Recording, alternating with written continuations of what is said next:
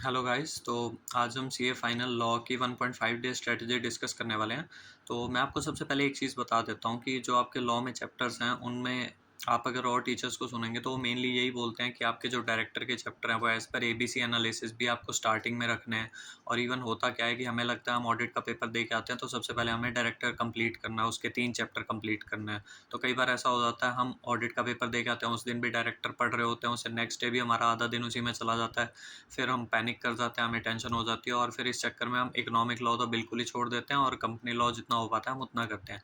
But मेरे accordingly ये strategy नहीं रहनी चाहिए और मैंने भी ये स्ट्रेटजी अप्लाई नहीं करी थी, क्योंकि मैं आपको एक चीज़ बता देता हूँ, जो आपके डायरेक्टर के 3 चैप्टर्स हैं वो हर टीचर ये ज़रूर क्लेम करता है कि आपके वो 30 मार्क्स कवर करते हैं, लेकिन पेपर में क्या होता है ना, आप 30 में से आपको 3 नंबर भी लाने कई बार मुश्किल हो जाते हैं। आई मीन टू से कि आप एक आधा क्वेश्चन हो सकता है अच्छे से अटेम्प्ट कर लें, बट वो काफ़ी कन्फ्यूजिंग रहता है, चाहे आपका वो केस स्टडी में आए या फिर उसके बाद आपके थ्योरी के क्वेश्चंस आएँ, तो वो काफ़ी आपसे मतलब अटेम्प्ट करने में आपको बहुत डिफ़िकल्ट रहता है, बिकॉज़ वो काफ़ी सारे सेक्शंस को मिक्स करके वहाँ पे पूछ लेते हैं, तो हमें कन्फ्यूज़न बहुत हो जाती है चीज़ों में। तो इसलिए मैं प्रेफ़र करता हूँ कि हम डायरेक्टर के जो 3 चैप्टर्स हैं, उनको बिल्कुल लास्ट प्रेफ़रेंस पे रखें और उससे भी लास्ट प्रेफ़रेंस पे, मतलब जो बिल्कुल लास्ट आपकी प्रेफ़रेंस रहनी चाहिए, वो रहनी चाहिए आपके 4 चैप्टर्स हैं, FEMA, arbitration and conciliation, winding up और सेबी। इनको आप बिल्कुल लास्ट प्रेफ़रेंस में रखें, इससे पहले आप डायरेक्टर्स के 3 चैप्टर रख लें। तो मैं आपको सबसे पहले मेनली बता देता हूँ कि आपको स्टार्ट किस तरह से करना है। जैसे आप ऑडिट का पेपर दे के आएँगे, तो आपको आते ही पामला का चैप्टर करना है, पीएमएलए आपका इकोनॉमिक लॉ का, फिर उसके बाद आपको एफसीआरए का चैप्टर कर लेना है। उसके बाद आपके पास टाइम बचता है तो आप एनसीएलटी करें, कंपाउंडिंग ऑफ ऑफेंसेस करें, मतलब कंपनी लॉ के चैप्टर्स पे आ जाएँ, जो ये छोटे-छोटे चैप्टर्स हैं। तो जितना हो पाए आप इतना करें। मतलब सीक्वेंस ये रहने वाली है कि आप पीएमएलए फिनिश कर लें, एफसीआरए फिनिश कर लें, फिर आप एनसीएलटी करें, कंपाउंडिंग ऑफ ऑफेंसेस करें। थोड़ा इससे आपको तसल्ली भी मिलेगी कि हाँ, मेरा कुछ-कुछ चैप्टर्स कवर अप हो रहे हैं।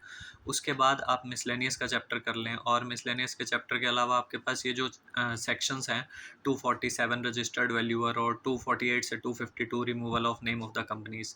तो ये वाले जो सेक्शंस है मोस्ट इंपॉर्टेंट है। 247 से लेकर 252 तक में से मोस्ट प्रोबेबली हर पेपर में एक क्वेश्चन आता ही है। तो सॉरी, आप इस चैप्टर को कर लें, उसके बाद आप फॉरेन कंपनी का जो चैप्टर है आप उसे कंप्लीट कर लें। और जैसे आप नेक्स्ट डे पे ही होंगे, मतलब ऑडिट के पेपर के बाद जो अगला दिन होगा उस दिन आप ये सब कर रहे होंगे, तो एक आपको आईबीसी का चैप्टर है, आप उसे चाहे पार्ट्स में तोड़ के मतलब उस तरह से रिवाइज कर लें, या फिर एक बारी में आप पूरा चैप्टर कर सकते हैं, तो आईबीसी एक बारी में कंप्लीट कर लें। और उसके बाद आपको आईबीसी करने के बाद आपको करना है इंस्पेक्शन का चैप्टर करना है, जो आपके डायरेक्टर के बाद जो नेक्स्ट 3 चैप्टर्स आते हैं कॉन्टिन्यूअसली अकॉर्डिंग टू आपके सेक्शन नंबर्स। लाइक एक इंस्पेक्शन का चैप्टर हो गया, एक कॉम्प्रोमाइज़ वाला चैप्टर हो गया, एक ऑपरेशन मिसमैनेजमेंट का चैप्टर है। तो कहने का मतलब ये है कि आप इन चैप्टर्स को पहले कर लें रादर दैन आप डायरेक्टर्स पे पहले फोकस करें, बिकॉज होता क्या है, डायरेक्टर्स आप बहुत पहले से पढ़ते आ रहे हैं और आपने उस पर ऑलरेडी बहुत टाइम डिवोट किया है, लेकिन पेपर में वही है कि उसको अटेम्प्ट करना थोड़ा सा मुश्किल रहता है। जबकि जो मैंने आपको चैप्टर्स बताए जिस सीक्वेंस में, उन चैप्टर्स का आप देखेंगे पेपर में तो काफ़ी सारे उनमें से क्वेश्चंस आते भी हैं और उनके चाहे 4-4 नंबर के वेटेज है, चाहे 8-8 नंबर की वेटेज है, मतलब किसी भी तरह से, इवन पीएमएल है उसके 2 क्वेश्चंस आपको हमेशा पेपर में दिखेंगे। और बाकी भी जो चैप्टर्स हैं, फॉरेन कंपनी हो गया, मिसलेनियस हो गया, आईबीसी हो गया, आईबीसी भी आपका 10 मार्क्स के अराउंड आता ही है।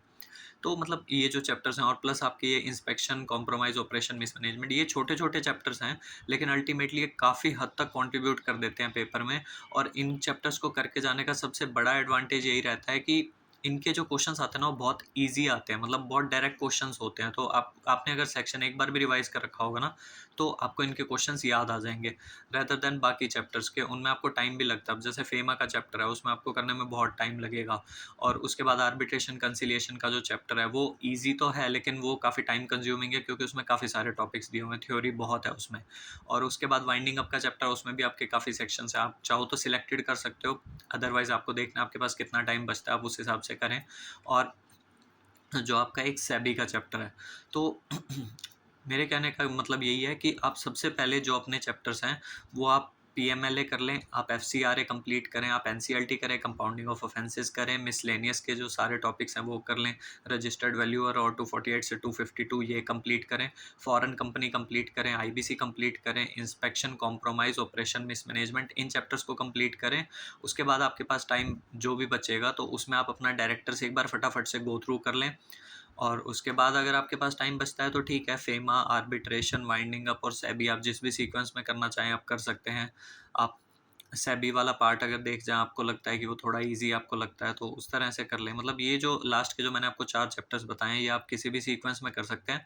बट जो आपको सबसे पहले मैंने चैप्टर्स बताए हैं, उन चैप्टर से बहुत ईज़ी क्वेश्चन्स आते हैं। ट्रस्ट मी, आप पिछले पेपर्स भी उठा के देखना, तो आपको समझ में आ जाएगा कि उन चैप्टर्स की काफ़ी अच्छी वेटेज जाती है। मतलब हर चैप्टर से अगर एक-एक क्वेश्चन भी आ रहा है ऑलमोस्ट, तो काफ़ी उनकी वेटेज अच्छी रहती है। और आप अगर उनको सॉल्व कर लेते हैं, मतलब आप अगर उन चैप्टर्स को रिवाइज़ करके चले जाते हैं, तो आपके लिए बहुत ईज़ी रहता है पेपर में क्वेश्चंस बनाना। और डायरेक्टर के चैप्टर ऐसे हैं कि आप उनमें कुछ ना कुछ तो लिख ही सकते हैं। आपने इतने टाइम से वो सेक्शंस पढ़ रखे हैं, तो आपको याद ही होते हैं।